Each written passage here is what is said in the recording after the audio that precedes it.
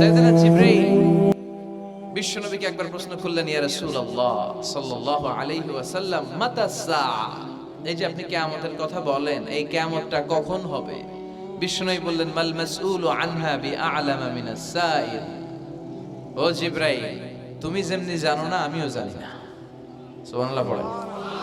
যারা জিজ্ঞেস করা হয়েছে সে জিজ্ঞাসাকারীর চেয়ে ভালো জানে না, মানে তোমার যা দশা আমারও একই দশা, তুমিও জানো না আমিও জানি না, তো জানে কে? আবার এক সাহাবী বললেন, ইয়া রাসূলুল্লাহ মাতা সাআ, কিয়ামত কবে হবে?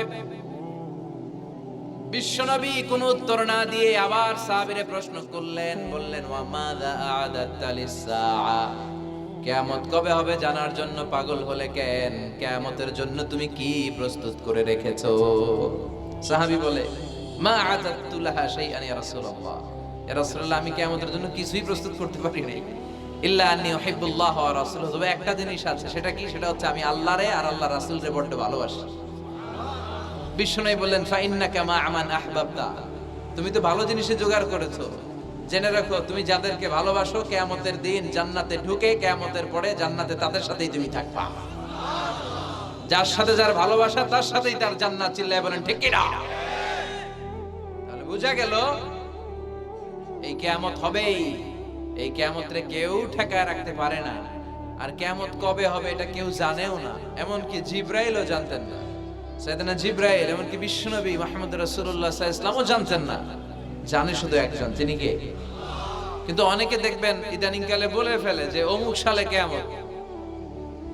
আছে না নাই? বই করে নাই এগুলা? হ্যাঁ, অনেক জায়গায় কিন্তু এরকম বলে 25 সালে কিয়ামত, 30 সালে, 35, 40। এটা বলার ক্ষমতা আপনারা দিয়েছে কে? এটা তো মিনাল উমুর আল গায়বিয়া, অদৃশ্যের খবর। অদৃশ্যের খবর তো কেউ জানে না, কে জানে? অদৃশ্যের খবরের ব্যাপারে কিছু বলতে চাওয়া মানে অদৃশ্যের ব্যাপারে হস্তক্ষেপ করা, এটা কুফরি। কথা বলেন। এজন্য কিয়ামত কবে হবে এক্সাক্ট টাইম আমরা কেউ জানি না, এটা আল্লাহ জানেন, বিশ্বনবীও জানতেন না। তবে বিশ্বনবী কিয়ামতের কিছু আলামত আমাদের সাথে শেয়ার করেছেন। হাদিসের পরতে পরতে, হাদিসের প্রামাণ্য কিতাবগুলোতে যখন আপনি পড়বেন, চ্যাপ্টারগুলোতে পড়বেন, বিভিন্ন জায়গায়, বিভিন্ন নসিহাতে, বিভিন্ন আলোচনায় বিশ্বনবী মুহাম্মদ রাসূলুল্লাহ তিনি বর্ণনা করেছেন যে কিয়ামতের আগ দিয়ে গোটা বিশ্বের, গোটা পৃথিবীর সামাজিক অবস্থা, রাষ্ট্রীয় অবস্থা, পারিবারিক অবস্থা এরকম হবে। কি কি আলামত বিশ্বনবী বলে গেলেন আমাদের জানার দরকার আছে না নাই? আমরাও কিন্তু অবাক করা কোনো কাণ্ড দেখলে বলে ফেলি এটা কিয়ামতের আলামত, বলি না? কথা বলেন। আমরা যদি বেহায়াপনা দেখি, বিশেষ করে ধর্মপ্রাণ মুরব্বী যারা আছে, এরা বেহায়াপনা দেখলে সহ্য করতে পারে না, এরা বলে এগুলো কিয়ামতের আলামত। আছে না নাই? কিয়ামতের আলামত। আমি এরকম দেখেছি যে একটা সন্তান মায়ের পেট থেকে ভূমিষ্ঠ হয়েছে, কিন্তু ওই সন্তানের মাথা দুইটা। কয়টা? আছে না নাই? তো এগুলো দেখলে আমরা কি বলি? কিয়ামতের আলামত। কিন্তু বিশ্বনবী কিয়ামতের আলামতের ব্যাপারে কি বললেন, আমাদের কি শোনালেন, জানতে মনে চায়? কথা বলেন, শুনতে মনে চায়? আসেন আজকের এই চমৎকার রজনীতে কিয়ামতের আলামতের ব্যাপারে, আলামাতুল কিয়ামা, আশরাতুস সাআ, আস-সুগরা ওয়াল কুবরা, এগুলো আমরা জানার চেষ্টা করি। আপনি বিশ্বনবীর মুখনিসৃত এই বাণীগুলো যদি শুনেন যে কিয়ামতের আলামতের ব্যাপারে বিশ্বনবী কি বলেছে, শুনলে আপনার গা শিহরিয়ে উঠবে। আপনার মনে হবে বিশ্বনবী যেন এই একবিংশ শতাব্দীর দিকে তাকিয়ে তাকিয়ে বলে গিয়েছিলেন। মনে হবে যেন বিশ্বনবী বাংলাদেশের এই পরিবেশটা দেখে দেখে বলেছেন। প্রায় প্রতিটাই আমাদের সমাজের সাথে, আমাদের দেশের সাথে, আমাদের পরিবেশের সাথে খাপ খেয়ে যায়। কিয়ামতের আলামতগুলো দুই ভাগে বিভক্ত। একটু আওয়াজ করে উত্তর দিতে হবে, কয় ভাগ? একটা ছোট আলামত আর একটা বড় আলামত। চিল্লায় বলেন একটা, আরেকটা, আবার বলেন একটা, আরেকটা। বড় আলামত মোট 10টা। কয়টা?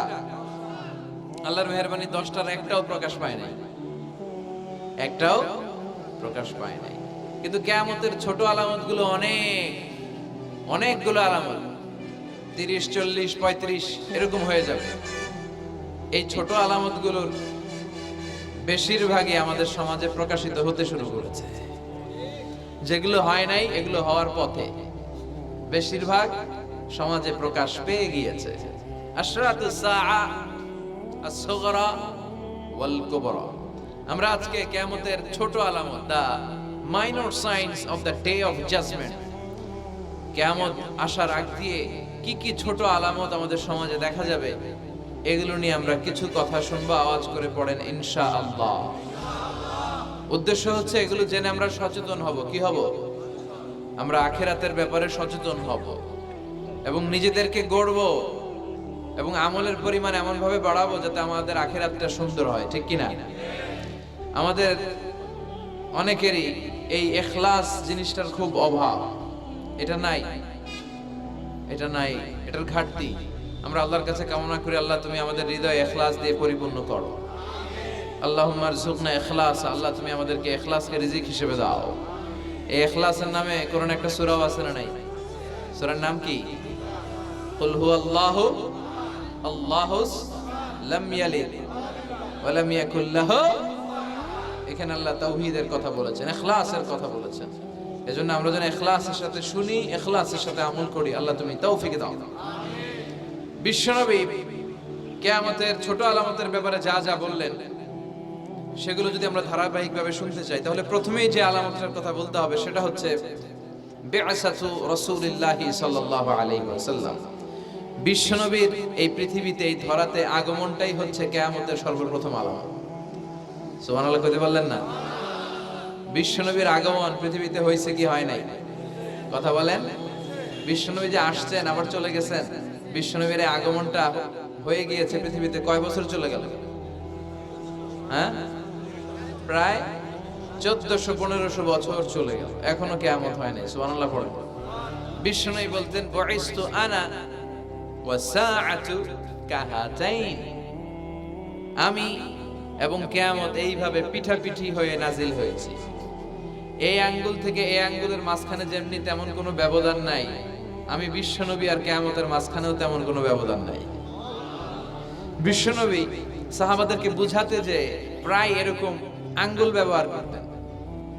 ব্যবহার করতেন, ইশারা দিতেন, আঁকাঝোঁকা করতেন। এখন আধুনিক শিক্ষা পদ্ধতিতে এগুলো ব্যবহার হতে শুরু হয়েছে। এগুলো সব বিশ্বনবীর মেথোডোলজি। সুবহানাল্লাহ পড়বেন না? বিশ্বনবী আবার আরেক জায়গায় বলেছিলেন আনা ওয়া কাফিলুল ইয়াতীমি কাহাতাইন। আমার আঙ্গুলের দিকে দেখতেছেন? হ্যাঁ, আনা ওয়া কাফিলুল ইয়াতীমি কাহাতাইন, আমি আর ইয়াতীমের রক্ষণাবেক্ষণকারী জান্নাতে এরকম কাছাকাছি থাকবে। এই দুই আঙ্গুল যেমনি কাছাকাছি, আমি আর ইয়াতীমের রক্ষণাবেক্ষণকারী এরকম জান্নাতে থাকবো কাছাকাছি। আমরা এখন রক্ষণাবেক্ষণ করব কি? ইয়াতীমের সম্পদ লুণ্ঠনের ক্ষেত্রে আমরা এক নাম্বার। চিল্লা এখন ঠিক কিনা? ইয়াতীমের মাথায় হাত বুলিয়ে দিলে আল্লাহ খুশি হয়ে যায়। ইয়াতীমদেরকে ভালোবাসলে আল্লাহ তারে ভালোবাসে। ইয়াতীমের জন্য দান সদকা করলে তার মর্যাদা বাড়ায় দেয় কে? আমাদের এলাকাগুলোতে ইয়াতীমখানা নাই? আমাদের সমাজে ইয়াতীম আছে না নাই? তার বাবা নাই, তার মা নাই, ইয়াতীম। আপনি তার ঘরে খাবার পৌঁছে দেন, আপনার আব্বার কবরটারে জান্নাতের টুকরা বানায় দিবে কে? ইয়াতীম মিসকিনদেরকে সহায়তা করবেন, দান সদকা ওইখানে করবেন। ওইদিকে টাকা না দিয়ে মাজারে যে টাকা দেয় এরকম লোক আছে না নাই? মাজারে টাকা দেওয়া যাবে অপ্রয়োজনে? মাজারে কেন টাকা দিবেন? ওখানে একজন লোক শুয়ে আছে, পড়ে আছে, ওনার টাকা লাগবে? টাকা লাগবে আমাদের জীবিত যারা আছে, আমাদের কথা কয়, গরিব দুস্থ সুবিধা বঞ্চিত মানুষ যারা আছে তাদের টাকা লাগবে। এজন্য মাজারে যে মানত করা যাবে, মানত করতে হবে একজনের নামে। চিৎকার করে বলেন তিনি কে? অনেকে দেখবেন মাজারে যে মোমবাতি দিয়ে আসে, আগরবাতি দিয়ে আসে, হ্যাঁ, কাপড় দিয়ে আসে, ছাগল দিয়ে আসে, মুরগি দিয়ে আসে, গরু দিয়ে আসে, আছে না নাই? আলহামদুলিল্লাহ নারায়ণগঞ্জে এগুলা নাই। হ্যাঁ হ্যাঁ আছে। আল্লাহ তুমি বুঝার তৌফিক দাও। দেখবেন মাজারে আবার মশারিও দিয়ে রাখে, আছে না নাই? যিনি শুয়ে আছে ওনার কি মশায় কামড়ায়? তো উনি যদি মশার কামড় থেকে নিজের বাঁচাইতে না পারে, উনি আমগরে বাঁচাবে কি? কথা বলে। আবার দেখবেন অনেক ড্রাইভার অনেক মাজারের পাশ দিয়ে যখন যায় সে গাড়ি স্লো করে ফেলে। ড্রাইভারকে জিজ্ঞেস করেন যে তুমি স্লো করলা কেন? সে বলে এখানে বাবার মাজার, বাবা অনেক গরম। গাড়ি উল্টায় দিবার পারে, কি করতে পারে? আচ্ছা, গাড়ি উল্টালে কি হয়? দুর্ঘটনা হয়, মানুষ মারা যায়। যারা মানুষ মারে এরা কি বাবা নাকি টাকা? তো এ কেমন আল্লাহর ওলি? সে মানুষ মেরে ফেলে। আপনি একটু আকল খাটালে আপনি বুঝতে পারবেন যে এগুলোর সাথে ইসলামের কোনো সম্পর্ক নাই। ইসলাম শিখায় চাইতে হবে একজনের কাছে, যা সালতা ফাসআলিল্লাহ, ফরিয়াদ করবা তো কার কাছে করব? চাইতে হবে কার কাছে? ছেলে চান কে দিবে? মেয়ে চান কে দিবে? ছেলে মেয়ে দুইটা চান কে দিবে? ব্যবসায় সফল হতে চান কে দিবে? জান্নাতি হতে চান কে দিবে? আল্লাহ ছাড়া কেউ কিছু দিতে পারে? বিশ্বনবী মুহাম্মদ রাসূলুল্লাহ সাল্লাল্লাহু আলাইহি সাল্লাম কি আমাদের কিছু দিতে পারে? এজন্য ওনার কবরে যেও চাওয়া যায় না, ওনারে সালাম দেওয়া যায়। ওখানে যে বিশ্বনবীকে সালাতু সালাম পাঠানো যায়, কিন্তু বিশ্বনবীরে বলা যায় না ইয়া রাসূলুল্লাহ আমার একটা মেয়ে দেন, আমার একটা ছেলে দেন, ইয়া রাসূলুল্লাহ আমার নির্বাচনে পাশ করাইয়া দেন। এখন নির্বাচন আসছে নতুন না, প্রায় দেখি অ্যানাউন্সমেন্ট চলতেছে কাউন্সিলর নির্বাচন। তো বিশ্বনবীর কবরের সামনে দাঁড়িয়েও চাওয়া যায় না। তো বিশ্বনবীর কবরের সামনে দাঁড়িয়ে কিছু চাইলে সৌদি পুলিশ হাতের মধ্যে লাঠি দিয়ে বাড়ি মারে, দাঁড়াতেই দেয় না। যে এখানে কি চাও তুমি? সামনে কেবলা, কেবলামুখী হও। এই বিশ্বনবী যার কাছে চাইতেন তার কাছে চাও, তিনি ছাড়া কিচ্ছু করার ক্ষমতা গোটা বিশ্বে কারো নাই। আল্লাহর ধনভাণ্ডার কত বিশাল! তিনি আমাদের সবাইকে যদি জান্নাতুল ফেরদাউস দিয়ে দেয়, ওনার জান্নাতের মধ্যে ঠেলাঠেলি হবে তো না? কথা কন। বিশ্বনবী 8টা জান্নাতের যে স্টেজ, এই 8টার সবগুলাই থাকবে না, উনি থাকবে জান্নাতুল ফেরদাউস। কোনটায় থাকবে? তাহলে আমরা থাকবো কই? ইনশাআল্লাহ কবেন না? নবী থাকবে একটাই, আমরা আরেকটায়। এটা সম্ভব? অন্য কোন জান্নাত দিয়ে আমাদের বুঝ দেওয়া যাবে? আমরা আল্লাহর কাছে বলবো, আল্লাহ আমগো নবী যেদিকে আমরা থাকবো, বিশ্ব নবী থাকবে জান্নাতুল ফেরদাউস, আমরাও থাকবো ফেরদাউস ইনশাআল্লাহ। পড়েন, এত বিশাল জান্নাত, কোনো ধাক্কা ধাক্কি নাই। জান্নাতের এক একটা দরজা ছিলেন তো না? বিশ্বনবী যখন জান্নাতের দরজার বর্ণনা দিচ্ছেন, বিশ্বনবী বলছেন ইন্নাল মিসরাআইন মিন মাসারি'আল জান্নাহ মা বাইনা মাক্কাহ ওয়া হাজার। ও সাহাবারা, জান্নাতের দরজাগুলো কত বড় শোনো শোনো। বিশ্বনবী বললেন সৌদি আরবের মক্কা শহর থেকে বাহরাইনের হাজার শহর যত লম্বা, জান্নাতের এক একটা দরজা তত লম্বা। তার মানে এক এক ধাক্কায় কয়েকশো কোটি লোক জান্নাতে ঢুকে যাবে। তো ওই জান্নাতে আমরা সবাই যদি ফেরদাউসে থাকি, আল্লাহর কোনো ঘাটতি আছে? ওই আল্লাহরে থইয়া মাজারে যায়, ওই আল্লাহরে না ডেকে বাবারে ডাকে, ওই আল্লাহর কাছে না যে মাজারে যে লাল সালু দিয়ে আসে। দেখবেন যে লোকটা মাজারে মশারি দেয়, ওর বাবার ডেঙ্গু রোগ, ওর মারে মশাই কামড়ায়, ওর বাবারে মশাই কামড়ায়। বাপ মার কাছে যায় না। বাপ মা যে কত বড় পীর সাহেব, গোটা বিশ্বের পীর সাহেবরা যদি একটা দোয়া করে আর বাবা মা যদি আরেক পাশে দোয়া করে, বাবা মার দোয়া আগে আগে কবুল হয়ে যাবে। এজন্য চাইতে হবে একজনের কাছে, তিনি কে? বিশ্বনবী যখন বুঝাতেন, মাঝে মাঝে হাতের ইশারায় বুঝাতেন। সুবহানাল্লাহ পড়েন। বিশ্বনবী যখন বুঝাতেন, মাঝে মাঝে প্রশ্ন করে বুঝাতেন, মাঝে মাঝে প্রশ্ন করে বুঝাতেন। He used to throw question to the audience. শ্রোতাদেরকে প্রশ্ন ছুড়ে দিতেন। প্রশ্ন ছুড়ে দিলে কি লাভ জানেন? শ্রোতারা ভাবতে শুরু করে উত্তরটা কি, কি এই প্রশ্নের উত্তর। যখন উত্তরটা করতে পারে না, তখন বিশ্বনবী উত্তর বলে দিতেন। যখন উত্তর করতে যে ঠেকে যায় একটা ঠেকা ঠেকা ভাব, তখন যখন উত্তরটা জানা হয়, ওই উত্তর আর ভোলা হয় না। কথা বলেন। বিশ্বনবী সাহাবাদেরকে প্রশ্ন করলেন, ইন্না মিনাশ শাজারাতি শাজারাতুন লা ইয়াসকুতু ওয়ারাকুহা। ও সাহাবারা, গাছের মধ্যে, বৃক্ষলতার মধ্যে এমন একটা বৃক্ষ আছে, এমন একটা গাছ আছে, যেই গাছের কোনো পাতা ঝরে না। মাসালুহা কামাসালুল মুমিন। ওই গাছের দৃষ্টান্ত মুমিনের দৃষ্টান্তের মতো। বলো তো, হাদিসুনি মা হিয়া, দেখি তোমরা পারো কিনা ওই গাছটা কি? কেউ পারে না। কেউ বলে ওই গাছ, কেউ বলে মরুভূমির ওই ক্যাকটাস গাছ, কেউ বলে ওই গুলমলতা, কেউ বলে ওইটা, কেউ বলতে পারে না। বিষ্ণু বললেন কারোটা হয়নি। ইন্নাহা নাখলা, এটা হলো খেজুর গাছ। সাহাবারা ভাবছে খেজুর গাছ তো প্রত্যেক ঘরের পিছনে পিছনে, এটা ধরছে নাকি? ধরলে তো কঠিনটাই ধরবে। এজন্য সাহাবাদের প্রত্যেক বাড়ির পাশে খেজুর গাছ। ওইদিকে মন যায় না, মন গেছে দূরে, দেখি তো কোন গাছ, খুঁজে পায় না। সুবহানাল্লাহ পড়েন। এই যে বিশ্বনবীর শিখানোর পদ্ধতি, education system, how to teach the children, আপনি ছাত্রদেরকে কিভাবে পড়াবেন, এটা বিশ্বনবী হাতে কলমে আমাদেরকে শিখিয়ে গিয়েছে। ওই মজলিসে আব্দুল্লাহ ইবনে উমর রাদিয়াল্লাহু আনহু আর ওনার বাবা উমরে ফারুক দুইজনই উপস্থিত ছিলেন। বাড়িতে যাওয়ার পরে ছোট্ট আব্দুল্লাহ ইবনে ওমর সাইয়েদনা ওমর ফারুককে বলেন, আব্বা, বিশ্বনবী যে আজকে প্রশ্নটা করছিল আমি কিন্তু উত্তর জানতাম। সুবহানাল্লাহ কইবেন না? ওমর ফারুক বললেন, বলো কি, তুমি জানতা যেটা খেজুর গাছ? আব্দুল্লাহ ইবনে ওমর বলে, না আমি আবি, হ্যাঁ আমি জানতাম। তো বললা না কেন? তুমি যদি আজকে উত্তর দিতে পারতা তাহলে আরবরা লাল কপালের উট পেলে অনেক খুশি হয়ে যায়।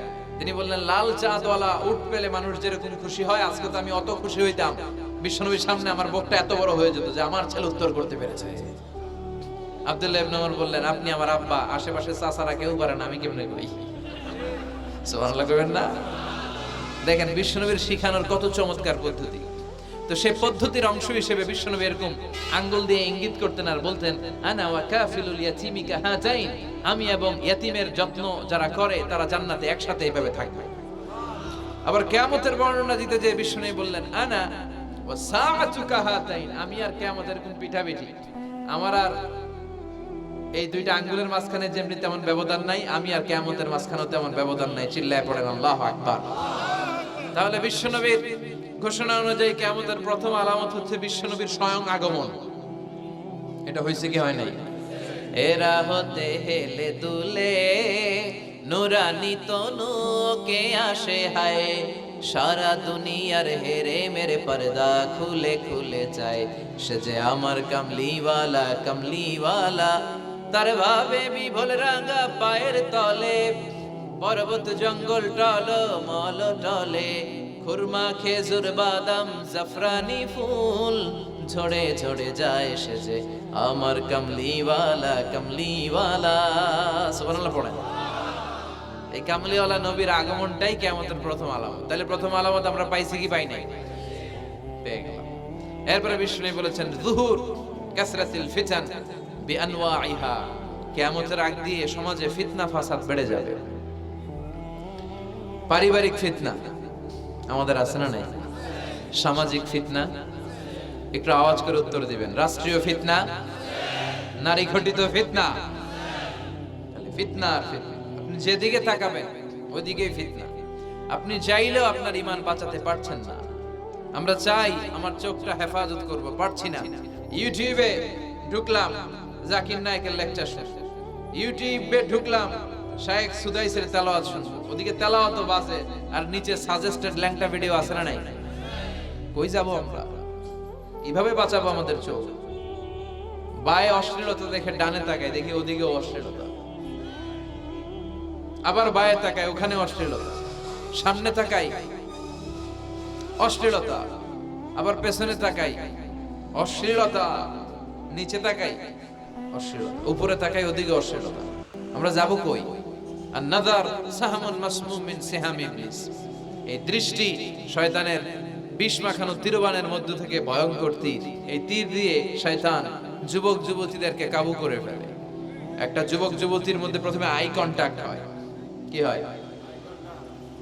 প্রথমে আই কন্টাক্ট, চোখে চোখে একটা ভাব বিনিময় হয়, হ্যাঁ? এরপরে এসএমএস এর আদান প্রদান হয়, কথা বলেন। এরপরে ডেটিং হয়, ডেটিং কি হয়? এরপর হয় গার্লফ্রেন্ড বয়ফ্রেন্ড, আছে না নাই? এগুলো বই করে নাই? বই ঘরের ছেলেপেলেরা আল্লাহ, হ্যাঁ, কি ভয়ঙ্কর অবস্থা। আমরা ছোটবেলায় এই সমস্ত গার্লফ্রেন্ড বয়ফ্রেন্ড কি বুঝতামই না।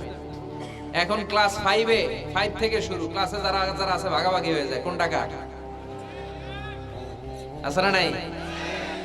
কয় এটা আমার, মানে আমার ফ্রেন্ড, এটা আমার এই কি ফ্রেন্ড, গার্লফ্রেন্ড, এটা আমার গার্লফ্রেন্ড, তো এটা তোর গার্লফ্রেন্ড, আছে না নাই?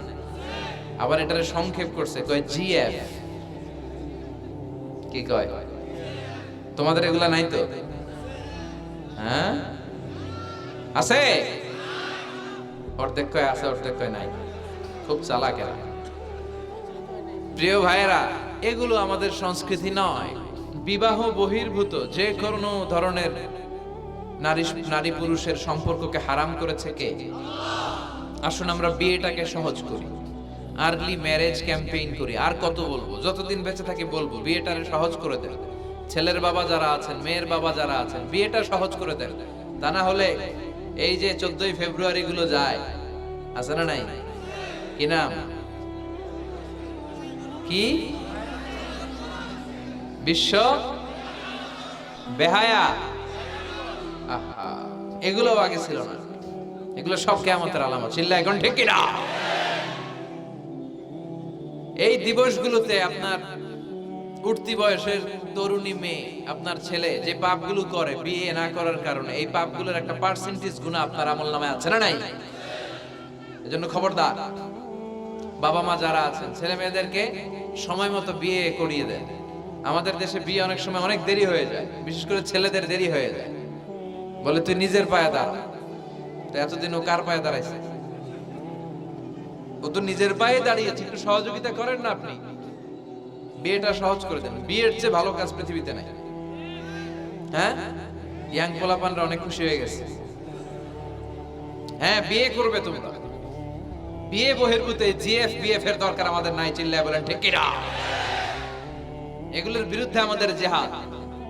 ইসলামের ইমেজকে, আমাদের মোরালিটি, আমাদের এথিক্যাল স্ট্যান্ডিং পয়েন্ট যেখানেই নষ্ট হবে, ওগুলোর বিরুদ্ধে আমাদেরকে সোচ্চার হতে হবে। এই নৈতিকতার অবক্ষয় হতে হতে এমন পর্যায়ে ঠেকেছে বাংলাদেশটা এখন জাহান্নামের টুকরা হয়ে গিয়েছে। এখন মেডিকেলের ডাস্টবিনে ছোট্ট ছোট্ট নবজাতক বাচ্চার লাশ পাওয়া যায়। এগুলো সব 14ই ফেব্রুয়ারি পালনের ফসল। এগুলোর সাথে মুসলমানদের কোনো সম্পর্ক থাকতে পারে না। এগুলো ইসলামের সাথে কোনো সম্পর্ক নাই। এগুলো হচ্ছে পাশ্চাত্য থেকে আমদানি করা, পার্শ্ববর্তী দেশ ভারত থেকে আমদানি করা। আমাদেরকে যে ইসলামের সুশীতল বাণী বিশ্বনবী শিখিয়েছেন, আমাদের জানিয়েছেন, দ্যাটস এনাফ ফর আস। এটাই আমাদের জন্য যথেষ্ট। এজন্য এই যুগটা হচ্ছে, বিশ্বনবী বললেন, ফিতনার যুগ। আখিরি জামানায় জ্বলন্ত আগুনের কয়লা নিয়ে হাতে রাখাটা সহজ হয়ে যাবে, কিন্তু ঈমান নিয়ে টিকে থাকা কঠিন হয়ে যাবে। আপনি চাইলেও ভালো থাকতে পারবেন না, আপনি হকের কথা চাইলেও বলতে পারবেন না। ঝুঁকি আছে না নাই? গুম আছে না নাই? ক্রস ফায়ার আছে না নাই? কে কোন দিক দিয়ে গুম টেরি পাওয়া যাবে না।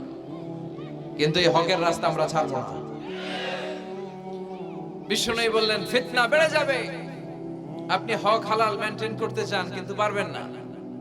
আপনি ঘুষ খাবেন না, কি হবে? টেবিলের নিচ দিয়া ঘুষ, উপর দিয়া ঘুষ, সব জায়গায় ঘুষ। আপনার পাশে যে চাকরি করে সে খায় ঘুষ, ও খায় ঘুষ, নিচের কর্মচারী খায় ঘুষ, উপরের বসও খায় ঘুষ। কথা বলেন, আপনি চাইলেও পারছেন না। এজন্য বিশ্বনবী সবসময় দোয়া করতেন, আল্লাহ ফিতনা থেকে আমাদেরকে বাঁচাও। বিশ্বনবী পড়তেন, আল্লাহুম্মা ইন্না নাউযু বিকা মিনাল ফিতান মা যাহারা মিনহা মা বাতান। হে আল্লাহ, প্রকাশ্য অপ্রকাশ্য সব ফিতনা থেকে তুমি আমাদেরকে বাঁচাও। চিল্লায় পড়েন আমিন।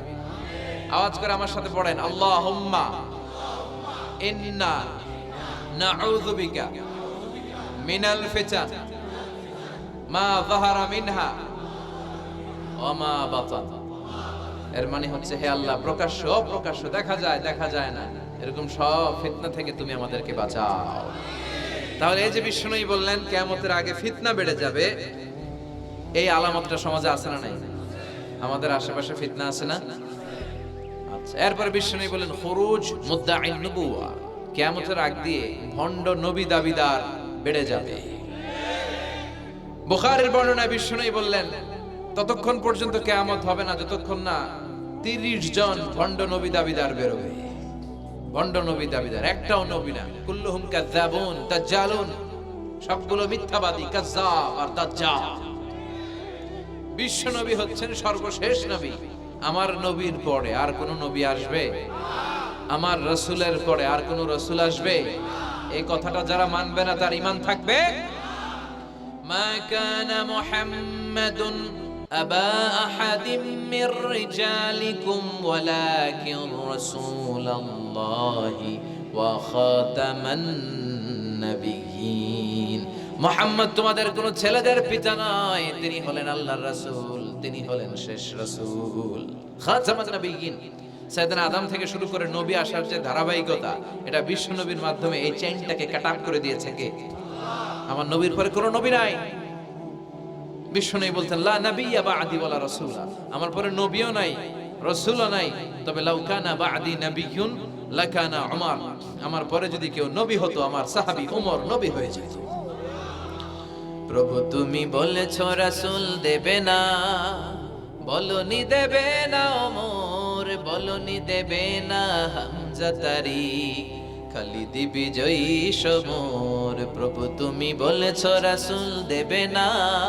বলনি দেবে না ওমর, বলনি দেবে না হামজা তারি, খালিদ বিজয়ী সমর, প্রভু তুমি বলেছ রাসূল দেবে না। সুবহানাল্লাহ পড়েন। ওমর ফারুক নবী হয়ে যেত, এমন কোয়ালিটি ছিল। আসাদুহুম ফি আমরিল্লাহি উমর, আল্লাহর আইন বাস্তবায়নের ক্ষেত্রে গোটা বিশ্বের মধ্যে সবচেয়ে শক্ত ছিলেন সাইয়েদনা ওমর। আর এই উম্মতের মধ্যে সবচেয়ে নরম দিলের ছিলেন সাইয়েদনা আবু বকর। আরহামু উম্মতি বি উম্মতি আবু বকর। তিনি যখন নামাজে দাঁড়াতেন, সালাতে দাঁড়াতেন, উনি যখন তেলাওয়াত শুরু করতেন, উনার কান্নার আওয়াজে তেলাওয়াতের আওয়াজ বোঝা যেত। আর আমাদের নামাজে কান্না আসে? হ্যাঁ, নামাজে দাঁড়াইলেই সারাদিন যেটা মনে পড়ে না ওটা নামাজে দাঁড়াইলেই মনে পড়ে। আছে না নাই? নামাজেও দাঁড়ায়, আবার বিপিএল এ কি হইলো ওই টেনশন আছে না নাই? নামাজও পড়ে, আবার মাশরাফি কি আউট। এখন তো আবার উনি কি এমপি না, মাননীয় এমপি মাশরাফি। এমপি বললে কেমন জানে লাগে, শুধু মাশরাফি বলতে ভালো লাগে, কথা কয়।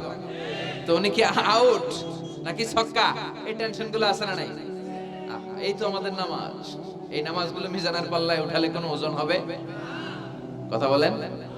বিশ্বনবী যখন সালাত পড়তেন, বিশ্বনবীর পা গুলো ফুলে, হাত্তা তাতাওয়াররামু কাদামা, টিউমার যেমনি ফুলে থাকে, বিশ্বনবীর পা গুলো ফুলে যেত। তাহাজ্জুদ পড়তে পড়তে দাঁড়িয়ে থাকতে থাকতে হাত দুইটা প্যারালাইজড হয়ে যেত, আর নাড়াতে পারে না। এরপরে তিনি হাত ছেড়ে দিতেন প্রশান্তির জন্য। এরপরে হাত ছেড়ে দিয়ে কেরাত করতেন, আবার যখন ভালো লাগতো আবার ধরতেন। সুবহানাল্লাহ পড়তেন। আলী কারামাল্লাহু ওয়াজহার পায়ের ভেতরে এক যুদ্ধে তীর ঢুকে গেল। এই তীর টেনে বের করা যায় না, তীর টান দিলে উনি চিৎকার মারে, জখম হয়েছে অনেক ভিতরে। বিশ্বনবী বললেন, আরিহনা বিসসালাহ ইয়া বিলাল, আকিমিস সালাহ, বেলাল আযান দাও, নামাজ শুরু করি।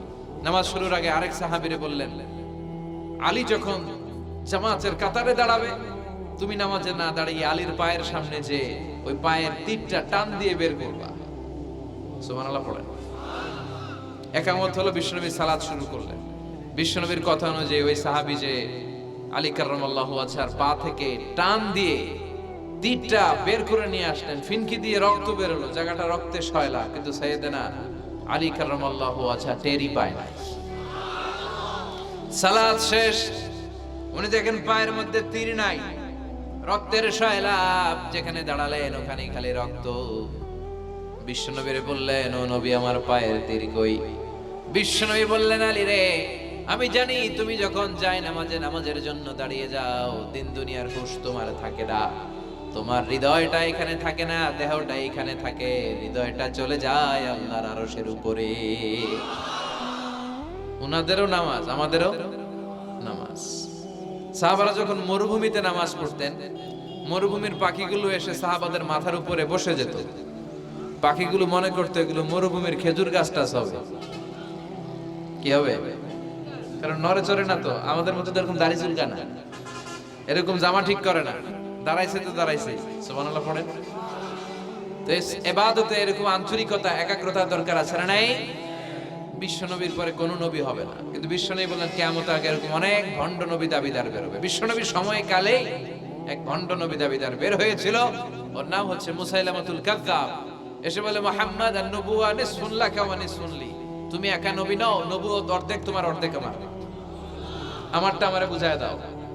বিষ্ণু বললেন, তোরে বুঝায় দেব, আনতা লাস্তা মুসাইলামা ফাকাত, আনতা মুসাইলামাতুল কাযযাব, আজ থেকে তুই শুধু মুসাইলামা না, তুই ভণ্ড মুসাইলামা, তুই মিথ্যাবাদী মুসাইলামা। বিশ্বনবীর পরে এরকম আলজেরিয়াতে অনেক ভণ্ড নবী দাবিদার বের হয়েছে। এই যে ভারতবর্ষের ইন্ডিয়া পাকিস্তান, এখানে পাঞ্জাব একটা এলাকা আছে, নাম শুনছেন? গোলাম মির্জা গোলাম আহমদ কাদিয়ানী, এই বেয়াদবটাও নবুয়ত দাবি করেছে। নাউজুবিল্লাহ পড়তে পারলেন না? সে প্রথমে দাবি করছে আমি শেষ নবী,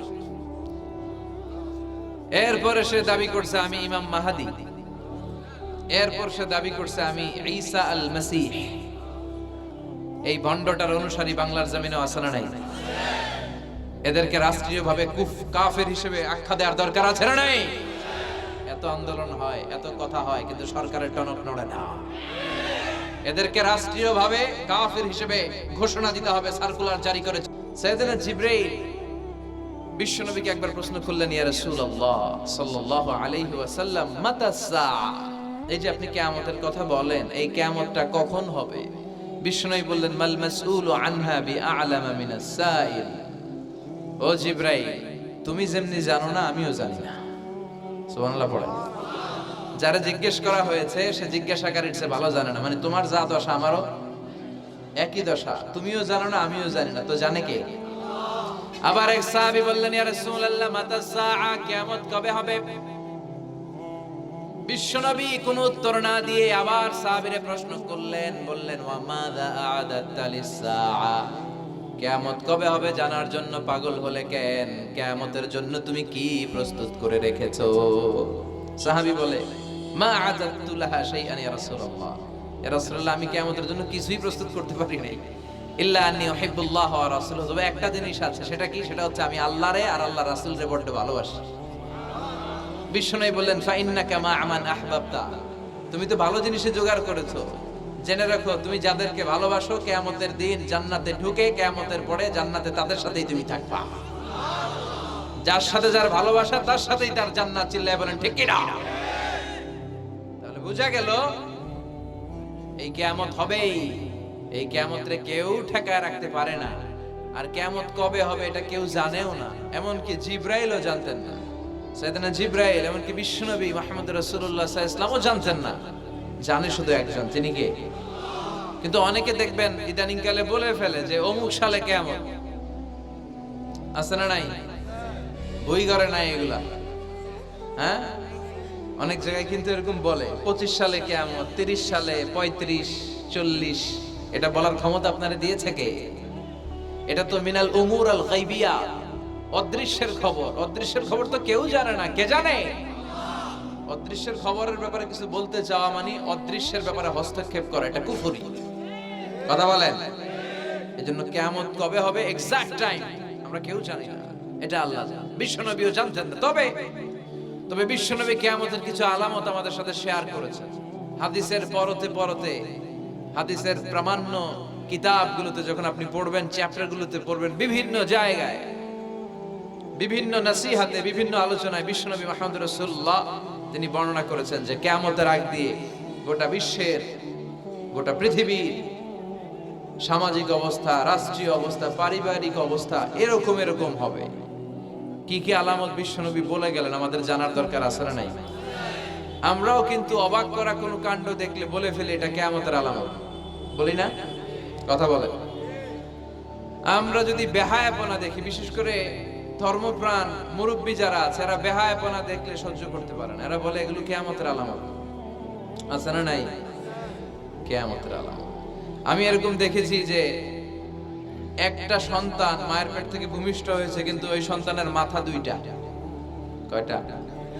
আছে না নাই? তো এগুলো দেখলে আমরা কি বলি? কিয়ামতের আলামত। কিন্তু বিশ্বনবী কিয়ামতের আলামতের ব্যাপারে কি বললেন, আমাদের কি শোনালেন, জানতে মনে চায়?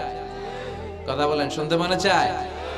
আসেন আজকের এই চমৎকার রজনীতে কিয়ামতের আলামতের ব্যাপারে, আলামাতুল কিয়ামা, আশরাতুস সাআ, আস-সুগরা ওয়াল কুবরা, এগুলো আমরা জানার চেষ্টা করি। আপনি বিশ্বনবীর মুখনিসৃত এই বাণীগুলো যদি শুনেন যে কিয়ামতের আলামতের ব্যাপারে বিশ্বনবী কি বলেছে, শুনলে আপনার গা শিহরিয়ে উঠবে। আপনার মনে হবে বিশ্বনবী যেন এই একবিংশ শতাব্দীর দিকে তাকিয়ে তাকিয়ে বলে গিয়েছিলেন। মনে হবে যেন বিশ্বনবী বাংলাদেশের এই পরিবেশটা দেখে দেখে বলেছেন। প্রায় প্রতিটাই আমাদের সমাজের সাথে, আমাদের দেশের সাথে, আমাদের পরিবেশের সাথে খাপ খেয়ে যায়।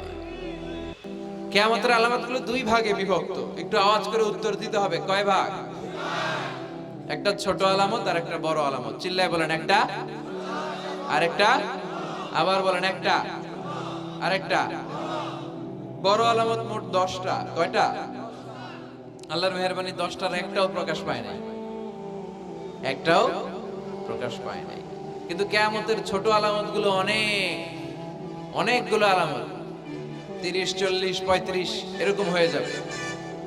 এই ছোট আলামতগুলোর বেশিরভাগই আমাদের সমাজে প্রকাশিত হতে শুরু করেছে।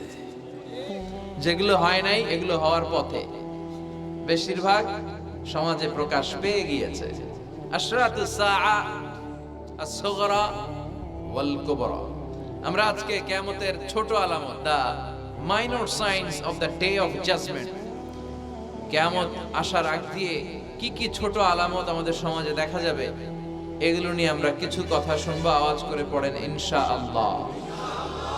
উদ্দেশ্য হচ্ছে এগুলো জেনে আমরা সচেতন হব। কি হব? আমরা আখিরাতের ব্যাপারে সচেতন হব এবং নিজেদেরকে গড়ব এবং আমলের পরিমাণ এমন ভাবে বাড়াবো যাতে আমাদের আখিরাতটা সুন্দর হয়। ঠিক কিনা? আমাদের অনেকেরই এই ইখলাস জিনিসটার খুব অভাব। এটা নাই, এটার ঘাটতি। আমরা আল্লাহর কাছে কামনা করি, আল্লাহ তুমি আমাদের হৃদয় ইখলাস দিয়ে পরিপূর্ণ করো। আল্লাহুম্মা রযুকনা ইখলাস, আল্লাহ তুমি আমাদেরকে ইখলাসকে রিজিক হিসেবে দাও। এই ইখলাসের নামে কোরআনে একটা সূরা আছে না নাই? সূরার নাম কি? কুল হুয়াল্লাহু আল্লাহুস লাম ইয়ালিদ ওয়া লাম ইয়াকুল লাহু। এখানে আল্লাহ তাওহীদের কথা বলেছেন, ইখলাসের কথা বলেছেন। এজন্য আমরা যেন ইখলাসের সাথে শুনি, ইখলাসের সাথে আমল করি। আল্লাহ তুমি তৌফিক দাও।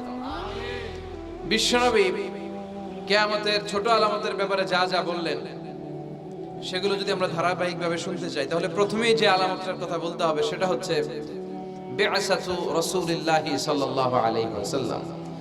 বিশ্বনবীর এই পৃথিবীতে, এই ধরাতে আগমনটাই হচ্ছে কিয়ামতের সর্বপ্রথম আলামত। সুবহানাল্লাহ কইতে পারলেন না? বিশ্বনবীর আগমন পৃথিবীতে হয়েছে কি হয় নাই? কথা বলেন। বিশ্বনবী যে আসছেন আবার চলে গেছেন, বিশ্বনবীর আগমনটা হয়ে গিয়েছে পৃথিবীতে কয় বছর চলে গেল? হ্যাঁ, প্রায় 1400-1500 বছর চলে গেল, এখনো কিয়ামত হয় নাই। সুবহানাল্লাহ পড়ে। বিশ্বনবী বলতেন বুইসতু আনা ওয়াস সাআতু কাহাতাইন, আমি এবং কিয়ামত এইভাবে পিঠাপিঠি হয়ে নাজিল হয়েছে। এই আঙ্গুল থেকে এই আঙ্গুলের মাঝখানে যেমনি তেমন কোনো ব্যবধান নাই, আমি বিশ্বনবী আর কিয়ামতের মাঝখানেও তেমন কোনো ব্যবধান নাই। বিশ্বনবী সাহাবাদেরকে বুঝাতে যে প্রায় এরকম আঙ্গুল ব্যবহার করতেন, ইশারা দিতেন, আঁকাঝোঁকা করতেন। এখন আধুনিক শিক্ষা পদ্ধতিতে এগুলো ব্যবহার হতে শুরু হয়েছে। এগুলো সব বিশ্বনবীর মেথোডোলজি। সুবহানাল্লাহ পড়বেন না? বিশ্বনবী আবার আরেক জায়গায় বলেছিলেন আনা ওয়া কাফিলুল ইয়াতীমি কাহাতাইন। আমার আঙ্গুলের দিকে দেখতেছেন? হ্যাঁ, আনা ওয়া কাফিলুল ইয়াতীমি কাহাতাইন, আমি আর ইয়াতীমের রক্ষণাবেক্ষণকারী জান্নাতে এরকম কাছাকাছি থাকবে। এই দুই আঙ্গুল যেমনি কাছাকাছি, আমি আর ইয়াতীমের রক্ষণাবেক্ষণকারী এরকম জান্নাতে থাকবো কাছাকাছি। আমরা এখন রক্ষণাবেক্ষণ করব কি? ইয়াতীমের সম্পদ লুণ্ঠনের ক্ষেত্রে আমরা এক নাম্বার। চিল্লা এখন ঠিক কিনা? ইয়াতীমের মাথায় হাত বুলিয়ে দিলে আল্লাহ খুশি হয়ে যায়। ইয়াতীমদেরকে ভালোবাসলে আল্লাহ তারে ভালোবাসে। ইয়াতীমের জন্য দান সদকা করলে তার মর্যাদা বাড়ায় দেয় কে? আমাদের এলাকাগুলোতে ইয়াতীমখানা নাই? আমাদের সমাজে ইয়াতীম আছে না নাই? তার বাবা নাই, তার মা নাই, ইয়াতীম। আপনি তার ঘরে খাবার পৌঁছে দেন, আপনার আব্বার কবরটারে জান্নাতে টুকরা বানায় দিবে কে? ইয়াতীম মিসকিনদেরকে সহায়তা করবেন, দান সদকা ওইখানে করবেন। ওইদিকে টাকা না দিয়া মাজারে যে টাকা দেয় এরকম লোক আছে না নাই? মাজারে টাকা দেওয়া যাবে অপ্রয়োজনে? মাজারে কেন টাকা দিবেন? ওখানে একজন লোক শুয়ে আছে, পড়ে আছে, ওনার টাকা লাগবে? টাকা লাগবে আমাদের জীবিত যারা আছে, আমাদের কথা কয়, গরিব দুস্থ সুবিধা বঞ্চিত মানুষ যারা আছে তাদের টাকা লাগবে। এজন্য মাজারে যে মানত করা যাবে, মানত করতে হবে একজনের নামে। চিৎকার করে বলেন তিনি কে? অনেকে দেখবেন মাজারে যে মোমবাতি দিয়ে আসে, আগরবাতি দিয়ে আসে, হ্যাঁ, কাপড় দিয়ে আসে, ছাগল দিয়ে আসে, মুরগি দিয়ে আসে, গরু দিয়ে আসে, আছে না নাই? আলহামদুলিল্লাহ নারায়ণগঞ্জে এগুলা নাই। হ্যাঁ হ্যাঁ আছে। আহা, আল্লাহ তুমি বুঝার তৌফিক দাও। দেখবেন মাজারে আবার মশারিও দিয়ে রাখে, আছে না নাই? যিনি শুয়ে আছে ওনার কি মশায় কামড়ায়? তো উনি যদি মশার কামড় থেকে নিজের বাঁচাইতে না পারে, উনি আমগরে বাঁচাবে কি? কথা বলেন। আবার দেখবেন অনেক ড্রাইভার অনেক মাজারের পাশ দিয়ে যখন যায়, সে গাড়ি স্লো করে ফেলে। ড্রাইভারকে জিজ্ঞেস করেন যে তুমি স্লো করলা কেন? সে বলে এখানে বাবার মাজার, বাবা অনেক গরম, গাড়ি উল্টায় দিবার পারে। কি করতে পারে? আচ্ছা, গাড়ি উল্টালে কি হয়? দুর্ঘটনা হয়, মানুষ মারা যায়। যারা মানুষ মারে এরা কি বাবা নাকি ডাকাত? তো এ কেমন আল্লাহর ওলি, সে মানুষ মেরে ফেলে। আপনি একটু আকল খাটালে আপনি বুঝতে পারবেন যে এগুলোর সাথে ইসলামের কোনো সম্পর্ক নাই। ইসলাম শিখায় চাইতে হবে একজনের কাছে, যা সালতা ফাসআলিল্লাহ, ফরিয়াদ করবা তো কার কাছে করব? চাইতে হবে কার কাছে? ছেলে চান কে দিবে? মেয়ে চান কে দিবে? ছেলে মেয়ে দুইটা চান কে দিবে? ব্যবসায় সফল হতে চান কে দিবে? জান্নাতি হতে চান কে দিবে? আল্লাহ ছাড়া কেউ কিছু দিতে পারে? বিশ্বনবী মুহাম্মদ রাসূলুল্লাহ সাল্লাল্লাহু আলাইহি সাল্লাম কি আমাদের কিছু দিতে পারে? এজন্য ওনার কবরে যেও চাওয়া যায় না, ওনারে সালাম দেওয়া যায়। ওখানে যে বিশ্বনবীকে সালাতু সালাম পাঠানো যায়, কিন্তু বিশ্বনবীরে বলা যায় না, ইয়া রাসূলুল্লাহ আমার একটা মেয়ে দেন, আমার একটা ছেলে দেন, ইয়া রাসূলুল্লাহ আমার নির্বাচনে পাশ করাইয়া দেন। এখন নির্বাচন আসছে নতুন না, প্রায় দেখি অ্যানাউন্সমেন্ট চলতেছে কাউন্সিলর নির্বাচন। তো বিশ্বনবীর কবরের সামনে দাঁড়িয়েও চাওয়া যায় না। তো বিশ্বনবীর কবরের সামনে দাঁড়িয়ে কিছু চাইলে সৌদি পুলিশ হাতের মধ্যে লাঠি দিয়ে বাড়ি মারে, দাঁড়াতেই দেয় না। যে এখানে কি চাও তুমি? সামনে কেবলা, কেবলামুখী হও। এই বিশ্বনবী যার কাছে চাইতেন তার কাছে চাও, তিনি ছাড়া কিচ্ছু করার ক্ষমতা গোটা বিশ্বে কারণ নয়। আল্লাহর ধনভাণ্ডার কত বিশাল! তিনি আমাদের সবাইকে যদি জান্নাতুল ফেরদাউস দিয়ে দেয়, ওনার জান্নাতের মধ্যে ঠেলাঠেলি হবে তো না? কথা কও। বিশ্বনবী 8টা জান্নাতের যে স্টেজ, এই 8টার সবগুলাই থাকবে না, উনি থাকবে জান্নাতুল ফেরদাউস। কোনটায় থাকবে? তাহলে আমরা থাকবো কই? ইনশাআল্লাহ কইবেন না? নবী থাকবে একটায়, আমরা আরেকটায়। এটা সম্ভব? অন্য কোন জান্নাত দিয়ে আমাদের বুঝ দেওয়া যাবে? আমরা আল্লাহর কাছে বলবো, আল্লাহ আমগো নবী যেদিকে, আমরা থাকবো। বিশ্বনবী থাকবে জান্নাতুল ফেরদাউস, আমরাও থাকবো ফেরদাউসে ইনশাআল্লাহ। পড়েন, এত বিশাল জান্নাত, কোনো ধাক্কা ধাক্কি নাই। জান্নাতের এক একটা দরজা ছিলেন তো না? বিশ্বনবী যখন জান্নাতের দরজার বর্ণনা দিচ্ছেন, বিশ্বনবী বলছেন ইন্নাল মিসরাআইন মিন মাসারি'আল জান্নাহ মা বাইনা মাক্কাহ ওয়া হাজার। ও সাহাবারা, জান্নাতের দরজাগুলো কত বড়, শোনো শোনো। বিশ্বনবী বললেন সৌদি আরবের মক্কা শহর থেকে বাহরাইনের হাজার শহর যত লম্বা, জান্নাতের এক একটা দরজা তত লম্বা। তার মানে এক এক ধাক্কায় কয়েকশো কোটি লোক জান্নাতে ঢুকে যাবে। তো ওই জান্নাতে আমরা সবাই যদি ফেরদাউসে থাকি, আল্লাহর কোনো ঘাটতি আছে? ওই আল্লাহরে থইয়া মাজারে যায়, ওই আল্লাহরে না ডেকে বাবারে ডাকে, ওই আল্লাহর কাছে না যে মাজারে যে লাল সালু দিয়ে আসে। দেখবেন যে লোকটা মাজারে মশারি দেয়, ওর বাবার ডেঙ্গু রোগ, ওর মারে মশাই কামড়ায়, ওর বাবারে মশাই কামড়ায়। বাপ মার কাছে যায় না। বাপ মা যে কত বড় পীর সাহেব, গোটা বিশ্বের পীর সাহেবরা যদি একটা দোয়া করে আর বাবা মা যদি আরেক পাশে দোয়া করে, বাবা মার দোয়া আগে আগে কবুল হয়ে যাবে। এজন্য চাইতে হবে একজনের কাছে, তিনি কে? বিশ্বনবী যখন বুঝাতেন, মাঝে মাঝে হাতের ইশারায় বুঝাতেন। সুবহানাল্লাহ পড়েন। বিশ্বনবী যখন বুঝাতেন, মাঝে মাঝে প্রশ্ন করে বুঝাতেন, মাঝে মাঝে প্রশ্ন করে বুঝাতেন। He used to throw question to the audience. শ্রোতাদেরকে প্রশ্ন ছুড়ে দিতেন। প্রশ্ন ছুড়ে দিলে কি লাভ জানেন? শ্রোতারা ভাবতে শুরু করে উত্তরটা কি, কি এই প্রশ্নের উত্তর। যখন উত্তরটা করতে পারে না, তখন বিশ্বনবী উত্তর বলে দিতেন। যখন উত্তর করতে যে ঠেকে যায় একটা ঠেকা ঠেকা ভাব, তখন যখন উত্তরটা জানা হয়, ওই উত্তর আর ভোলা হয় না। কথা বলেন।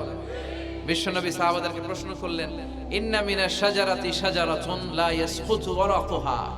ও সাহাবারা, গাছের মধ্যে, বৃক্ষলতার মধ্যে এমন একটা বৃক্ষ আছে, এমন একটা গাছ আছে, যেই গাছের কোনো পাতা ঝরে না। মাসালুহা কামাসালুল মুমিন। ওই গাছের দৃষ্টান্ত মুমিনের দৃষ্টান্তের মতো। বলো তো, হাদিসুনি মা হিয়া, দেখি তোমরা পারো কিনা ওই গাছটা কি? কেউ পারে না। কেউ বলে ওই গাছ, কেউ বলে মরুভূমির ওই ক্যাকটাস গাছ, কেউ বলে ওই গুলমলতা, কেউ বলে ওইটা, কেউ বলতে পারে না। বিষ্ণু বললেন কারোটা হয়নি। ইন্নাহা নাখলা, এটা হলো খেজুর গাছ। সাহাবারা ভাবছে খেজুর গাছ তো প্রত্যেক ঘরের পিছনে পিছনে, এটা ধরছে নাকি? ধরলে তো কঠিনটাই ধরবে। এজন্য সাহাবাদের প্রত্যেক বাড়ির পাশে খেজুর গাছ। ওইদিকে মন যায় না, মন কাছে দূরে, দেখি তো কোন গাছ, খুঁজে পায় না। সুবহানাল্লাহ পড়েন। এই যে বিশ্বনবীর শিখানোর পদ্ধতি, education system, how to teach the children, আপনি ছাত্রদেরকে কিভাবে পড়াবেন এটা বিশ্বনবী হাতে কলমে আমাদেরকে শিখিয়ে গিয়েছে। ওই মজলিসে আব্দুল্লাহ ইবনে উমর রাদিয়াল্লাহু আনহু আর ওনার বাবা ওমরে ফারুক দুইজনই উপস্থিত ছিলেন। বাড়িতে যাওয়ার পরে ছোট্ট আব্দুল্লাহ ইবনে উমর সাইয়েদনা ওমরে ফারুককে বলেন, আব্বা, বিশ্বনবী যে আজকে প্রশ্নটা করছিল আমি কিন্তু উত্তর জানতাম। সুবহানাল্লাহ কইবেন না? ওমরে ফারুক বললেন, বলো কি, তুমি জানতা যেটা খেজুর গাছ? আব্দুল্লাহ ইবনে উমর বলে, না আমি আবি, হ্যাঁ আমি জানতাম। তো বললা না কেন? তুমি যদি আজকে উত্তর দিতে পারতা তাহলে আরবরা লাল কপালের উট পেলে অনেক খুশি হয়ে যায়। তিনি বললেন, লাল চাঁদওয়ালা উট পেলে মানুষ যেরকম খুশি হয়, আজকে তো আমি অত খুশি হইতাম, বিশ্বনবীর সামনে আমার বুকটা এত বড় হয়ে যেত যে আমার ছেলে উত্তর করতে পেরেছে। আব্দুল্লাহ ইবনে উমর বললেন, আপনি আমার আব্বা, আশেপাশে চাচারা কেউ পারে না, আমি কেমনে কই? সুবহানাল্লাহ কইবেন না? দেখেন বিশ্বনবীর শিখানোর কত চমৎকার পদ্ধতি। তো সেই পদ্ধতির অংশ হিসেবে বিশ্বনবী এরকম আঙ্গুল দিয়ে ইঙ্গিত করতেন আর বলতেন, আনা ওয়া কাফিলুল ইয়াতীমি কাহাতাইন, আমি এবং ইয়াতীমের যত্ন যারা করে তারা জান্নাতে একসাথে এইভাবে থাকবে। আবার কিয়ামতের বর্ণনা দিতে যে বিশ্বনবী বললেন, আনা ওয়া সাআতু কাহাতাইন, আমি আর কিয়ামতের এরকম পিঠাপিঠি, আমার আর এই দুইটা আঙ্গুলের মাঝখানে যেমনি তেমন ব্যবধান নাই, আমি আর কিয়ামতের মাঝখানেও তেমন ব্যবধান নাই। চিল্লায় পড়েন আল্লাহু আকবার। তাহলে বিশ্বনবীর ঘোষণা অনুযায়ী কিয়ামতের প্রথম আলামত হচ্ছে বিশ্বনবীর স্বয়ং আগমন। এটা হয়েছে কি হয় নাই?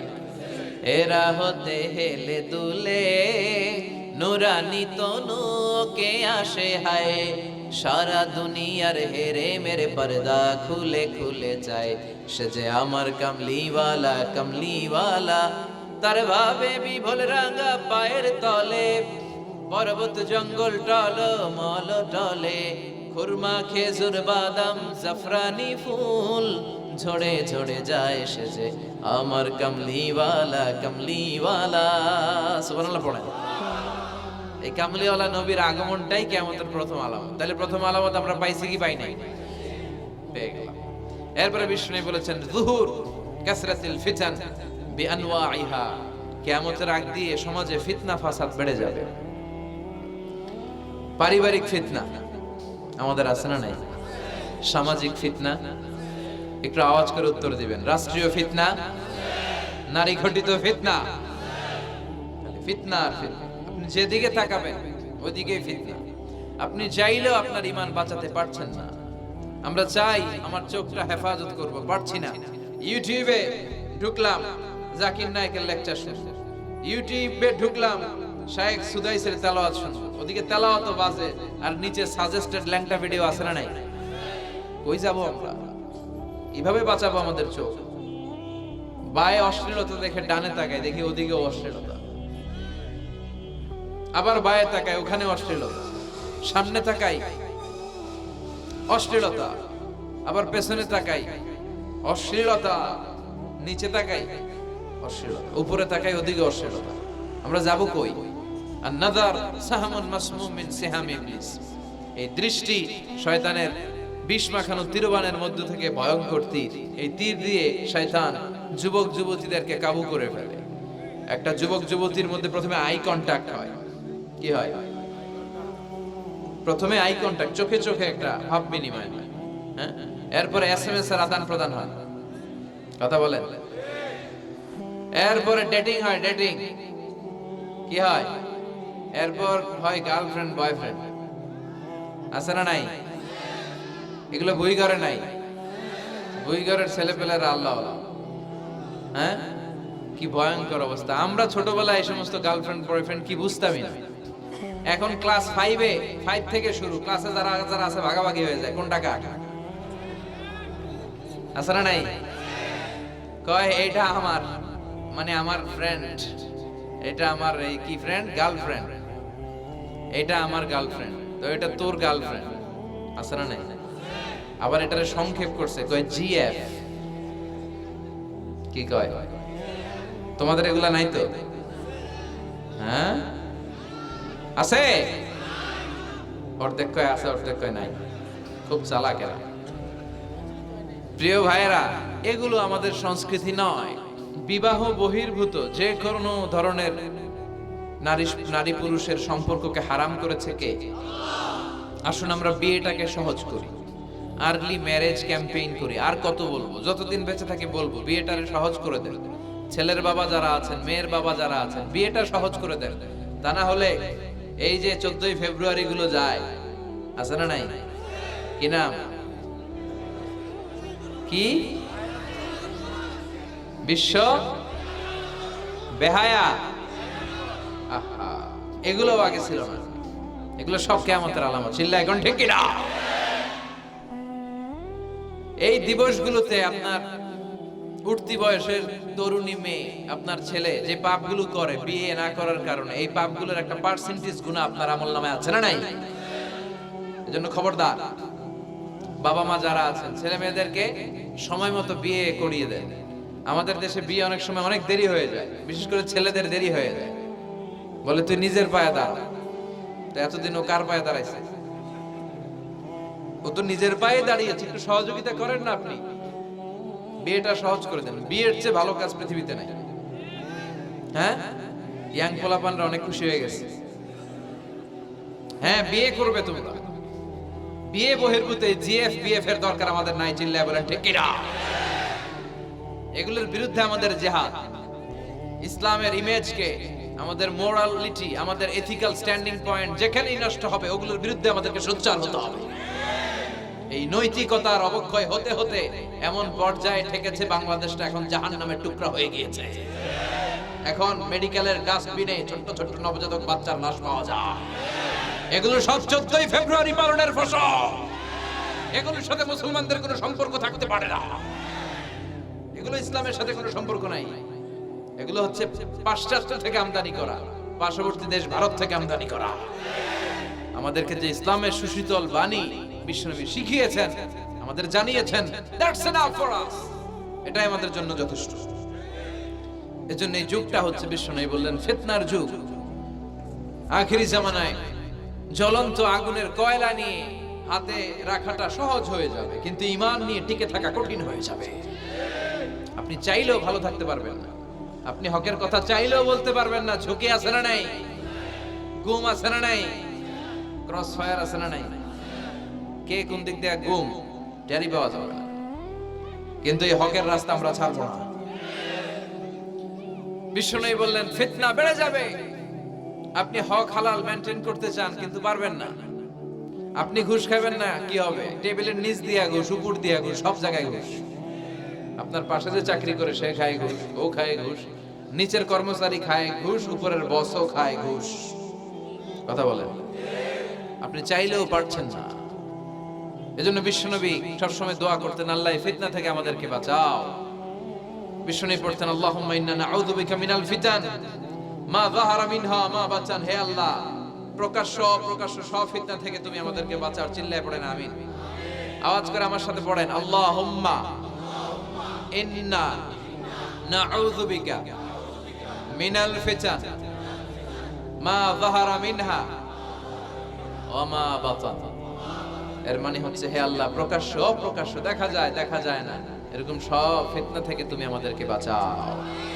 তাহলে এই যে বিশ্বনবী বললেন কিয়ামতের আগে ফিতনা বেড়ে যাবে, এই আলামতটা সমাজে আছে না নাই?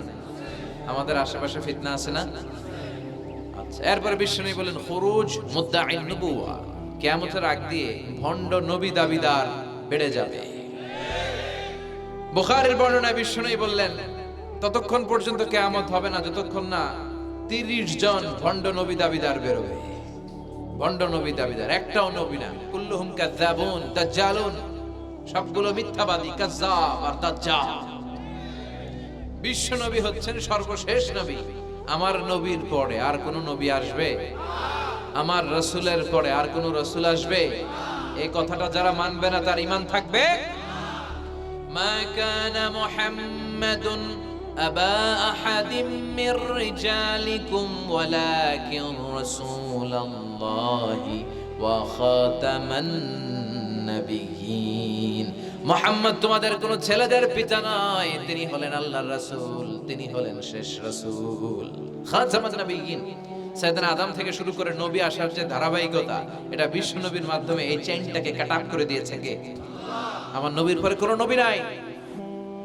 বিশ্ব নবী বলতেন লা নাবিয়্যা বা'দি ওয়ালা রাসূলা, আমার পরে নবীও নাই, রাসূলও নাই, তবে লাউ কানা বা'দি নাবিয়্যুন লাকানা উমর, আমার পরে যদি কেউ নবী হতো আমার সাহাবী উমর নবী হয়ে যেত। প্রভু তুমি বলেছ রাসূল দেবে না, বলনি দেবে না ওমর, বলনি দেবে না হামজা তারি, খালিদ বিজয়ী সমর। প্রভু তুমি বলেছ রাসূল দেবে না, বলনি দেবে না ওমর, বলনি দেবে না হামজা তারি, খালিদ বিজয়ী সমর। প্রভু তুমি বলেছ রাসূল দেবে না। সুবহানাল্লাহ পড়েন। ওমর ফারুক নবী হয়ে যেত, এমন কোয়ালিটি ছিল। আসাদুহুম ফি আমরিল্লাহি উমর, আল্লাহর আইন বাস্তবায়নের ক্ষেত্রে গোটা বিশ্বের মধ্যে সবচেয়ে শক্ত ছিলেন সাইয়েদনা ওমর। আর এই উম্মতের মধ্যে সবচেয়ে নরম দিলের ছিলেন সাইয়েদনা আবু বকর। আরহামু উম্মতি বি উম্মতি আবু বকর। তিনি যখন নামাজে দাঁড়াতেন, সালাতে দাঁড়াতেন, উনি যখন তেলাওয়াত শুরু করতেন, ওনার কান্নার আওয়াজে তেলাওয়াতের আওয়াজ বোঝা যেত। আর আমাদের নামাজে কান্না আসে? হ্যাঁ, নামাজে দাঁড়াইলেই সারাদিন যেটা মনে পড়ে না ওটা নামাজে দাঁড়াইলেই মনে পড়ে। আছে না নাই? নামাজেও দাঁড়ায়, আবার বিপিএল এ কি হইলো ওই টেনশন আছে না নাই? নামাজও পড়ে, আবার মাশরাফি কি আউট। এখন তো আবার উনি কি এমপি না, মাননীয় এমপি মাশরাফি। এমপি বললে কেমন জানে লাগে, শুধু মাশরাফি বলতে ভালো লাগে, কথা কয়। তো উনি কি আউট নাকি ছক্কা, এই টেনশন গুলো আছে না নাই? এই তো আমাদের নামাজ। এই নামাজগুলো মিজানের পাল্লায় উঠালে কোনো ওজন হবে? কথা বলেন। বিশ্বনবী যখন সালাত পড়তেন, বিশ্বনবীর পা গুলো ফুলে, হাত্তা তাতাওয়াররামু কাদামা, টিউমার যেমনি ফুলে থাকে বিশ্বনবীর পা গুলো ফুলে যেত। তাহাজ্জুদ পড়তে পড়তে দাঁড়িয়ে থাকতে থাকতে হাত দুইটা প্যারালাইজড হয়ে যেত, আর নাড়াতে পারে না। এরপরে তিনি হাত ছেড়ে দিতেন প্রশান্তির জন্য। এরপরে হাত ছেড়ে দিয়ে কেরাত করতেন, আবার যখন ভালো লাগতো আবার ধরতেন। সুবহানাল্লাহ পড়ে। আলী কারামাল্লাহু ওয়াজহার পায়ের ভেতরে এক যুদ্ধে তীর ঢুকে গেল। এই তীর টেনে বের করা যায় না, তীর টান দিলে উনি চিৎকার মারে, জখম হয়েছে অনেক ভিতরে। বিশ্বনবী বললেন, আরিহনা বিসসালাহ ইয়া বিলাল, আকিমিস সালাহ, বেলাল আযান দাও, নামাজ শুরু করি। নামাজ শুরুর আগে আরেক সাহাবীরে বললেন, আলী যখন জামাতের কাতারে দাঁড়াবে, তুমি নামাজে না দাঁড়িয়ে আলীর পায়ের সামনে যে ওই পায়ের তীরটা টান দিয়ে বের করবা। সুবহানাল্লাহ পড়েন। একামত হলো, বিশ্বনবী সালাত শুরু করলেন। বিশ্বনবীর কথা অনুযায়ী ওই সাহাবী যে আলী কারামাল্লাহু ওয়াজহার পা থেকে টান দিয়ে তীরটা বের করে নিয়ে আসলেন, ফিনকি দিয়ে রক্ত বের হলো, জায়গাটা রক্তে সয়লা, কিন্তু সাইয়েদনা আলী কারামাল্লাহু ওয়াজহা টেরই পায় না। সালাত শেষ, উনি দেখেন পায়ের মধ্যে তীর নাই, রক্তের সয়লাব, যেখানে দাঁড়ালেন ওখানেই খালি রক্ত। বিশ্বনবীরে বললেন, ও নবী আমার পায়ের তীর কই? বিশ্বনবী বললেন, আলী রে, আমি জানি তুমি যখন যাই নামাজের জন্য দাঁড়িয়ে যাও, দিন দুনিয়ার হুঁশ তোমার থাকে না, তোমার হৃদয়টা এখানে থাকে না, দেহটা এখানে থাকে, হৃদয়টা চলে যায় আল্লাহর আরশের উপরে। ওনাদেরও নামাজ, আমাদেরও নামাজ। সাহাবারা যখন মরুভূমিতে নামাজ পড়তেন,